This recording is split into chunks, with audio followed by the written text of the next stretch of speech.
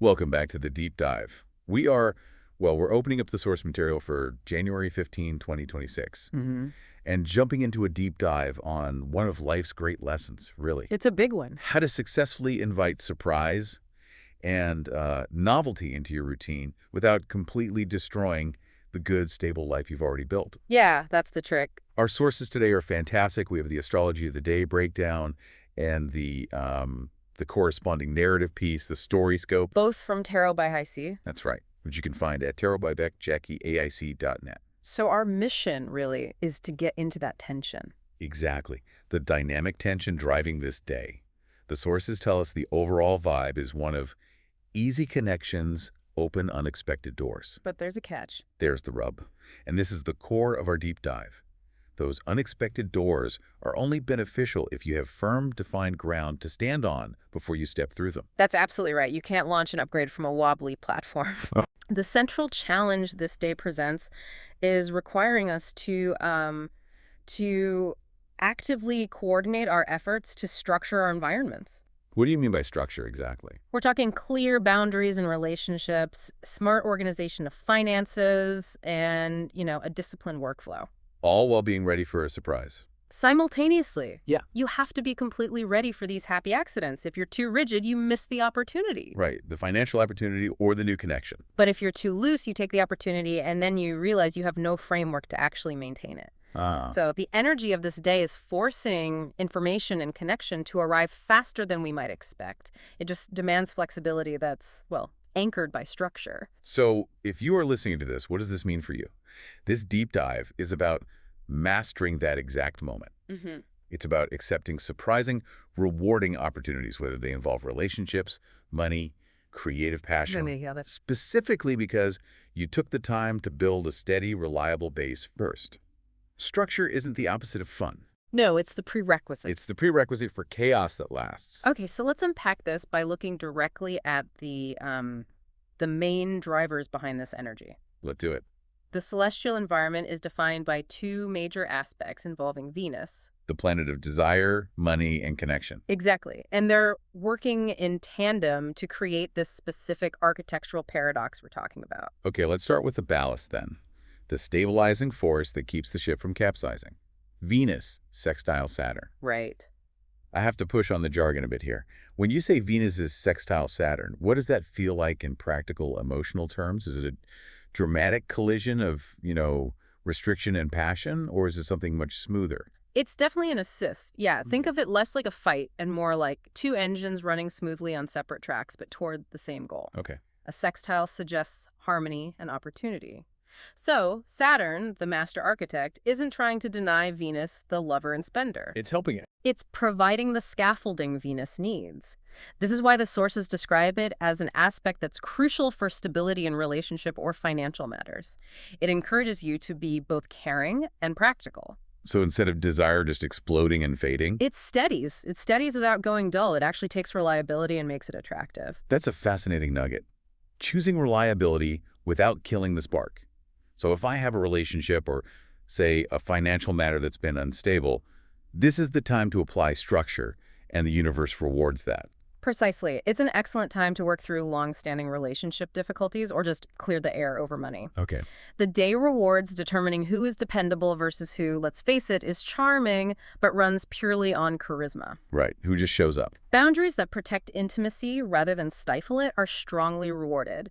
Saturn basically says, let's define the container so that Venus can safely fill it. That sets the necessary foundation. Yeah. Now, for the unpredictable part, the one that guarantees we're not just having a dull, structured Thursday, Venus trine Uranus retrograde. This is the lightning strike. Okay. This provides the sudden new possibilities and rewarding experiences. Uranus is the revolutionary, the unexpected. Right. When it interacts favorably via a trine with Venus, you get those out-of-the-blue messages, spontaneous creative insights, and unexpected doors opening in your financial or relationship sector. Now, the retrograde element here is important, you said.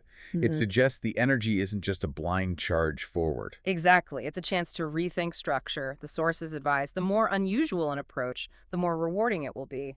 You're encouraged to ignore normal, rote ways of doing things and, try your own path. But if we're following that unusual approach rule, where does the Saturn stability come in to prevent us from making a terrible mistake? That's the question. I mean, if I suddenly decide to invest heavily in something entirely new, isn't that just reckless? Where does the source tell us the line is? That's the critical balance. If you only follow Uranus, you end up with spontaneous debt or a relationship that vanishes by Tuesday. The sources synthesize the actionable advice beautifully. Focus on small risks that refresh what already works. Okay, so it's not reckless overhaul. No, it's upgraded routine. You should be aiming to try a new approach inside an old structure. The structure, that solid foundation built by Saturn, is what catches you if the surprise, the Uranus part, doesn't work out. Oh. It's the difference between trying a new recipe, using the same high-quality ingredients you trust, versus building a whole new kitchen before you even learn to cook. And just when we've internalized that beautiful balancing act, the sources throw in a momentary reality check. In the evening, with the Sagittarius moon square Saturn, why does the universe feel the need to give us a swift, late-day audit? Well, that moon square Saturn is crucial because it makes sure the high of Uranus doesn't lead to overextension. It's simply optimism meeting realism. Okay. You might feel a brief moment of deflation, noticing a gap between the excitement of the hidden door and the actual effort required to build something inside that room. So it's a quick gut check. It's the universe asking, did you remember to pack a solid lunch and bring a blueprint before you charged through that door? It's not a lasting obstruction, it's just a fast-passing check on expansion. If your plan is solid, you shake it off immediately. But if you were getting carried away, it forces a necessary brief grounding. That combination of steady architecture and unexpected potential sets the stage perfectly for the narrative source we have, the door that stayed open. It really does. We've established the architectural rules of the day. Now let's transition to the StoryScope to see these abstract concepts in practice. How does Mara's story translate this dance between Venus-Saturn and Venus-Uranus? Okay, so the story centers on Mara, and immediately we see that grounded structure. She's balancing invoices, she's drinking tea, very Saturnian tasks. Very routine. Then she encounters what the source calls the unobtrusive opportunity. And it's so powerful that the door opened by accident. She'd worked in that building for 7 years and never noticed it. Never. It's this narrow, unremarkable room. It's the quiet opportunity you only see when you aren't looking for fireworks. It just gives way with a soft click, revealing a long table. And what she finds inside is the key Uranian gift. There's a notebook. With the figures, right, the one she was struggling with. Exactly, but they weren't solutions not handed to her on a plate. They were possibilities. Margins filled with questions, arrows, small risks circled but not yet crossed out. Uranus doesn't give you the answer, it gives you a radical new way to look at the problem. And right as she's absorbing this new perspective, her phone buzzes. It's Eli. Who is known for his chaotic disappearing act. Yeah. So this is where her internal Saturnian structure has to kick in immediately, demanding she anchor the relationship before it gets carried away by Eli's spontaneous energy. And Mara's decision here is the perfect example of leveraging that Venus sextile Saturn. She replies, and the source highlights this perfectly, yes, but I only have an hour. And it's as the period set firmly inside the sentence, like an anchor. An anchor. She establishes a firm, non-negotiable boundary before the interaction even begins. And that boundary completely changes the dynamic. It forces Eli to meet her on stable ground. Right. They meet, and the cafe itself feels rearranged, organized. Which is described as different from simply exciting. And Mara asks the practical Saturnian questions. How much time do you actually want to dedicate to this? Who will maintain this? But why does that sudden clarity work? I mean, often when we introduce boundaries to a spontaneous person like Eli, they just flee. What is this day teaching us about the psychology of limits? It's teaching us that true affection requires trust, and trust requires predictability. So Eli is initially surprised, but the structure works. He shifts his whole perspective, saying, I think I want to do this properly. And desire didn't flare. No, it warmed. That warmth is the sustaining long-term effect of Venus sextile Saturn. You're choosing steady, dependable footing over a fleeting, intense flame. You upgrade the relationship from fireworks to a steady hearth. Precisely. And that principle of slight, structured adjustments is mirrored across town with the example of Jonas. He receives a surprise payment, an unexpected financial bump. That's the external Uranus gift just landing in his lap. So what does he do? And look at his reaction, which just embodies that upgraded routine rule. He doesn't go on a spending spree. Instead, he closes his spreadsheet and rearranges his workshop shelves. Yeah. He moves his most essential daily tools closer and places his experimental ones where they were clearly visible. So it's order, but not rigidity. Yes. He uses the surprise money not to overhaul his life, but as an opportunity to organize his physical and mental space. Making existing structures function better. And making room for new ideas within the established flow. He took an external surprise and used it to strengthen his internal foundation. And that clarity and structure leads us directly into the third section. Yes, how the romance of boundaries facilitates lasting change, particularly between Mara and Jonas. Right, so when an argument that had been waiting for weeks for air finally surfaced that evening, it didn't become destructive. No explosion. I'm fascinated by this part of the narrative. The source says they named boundaries. Time alone, money expectations, what stayed private. They gave structure to the instability. Yeah. How can conflict resolution become oddly romantic? That sounds like a contradiction. It sounds like a contradiction only if you equate romance with a lack of limits. Okay, that's fair. In reality, the most profound intimacy happens when both parties feel safe. By naming clear expectations and saying, this is mine, this is yours, and this is ours, they weren't restricting their love, they were giving it a sturdy vessel. So the carefulness felt romantic. It felt romantic because it demonstrated a commitment to the long haul. They were choosing solid ground and clear limits, that Saturnian wisdom, rather than leaping blindly into an emotional void. So boundaries don't restrict movement. No, they clarify the safest path forward.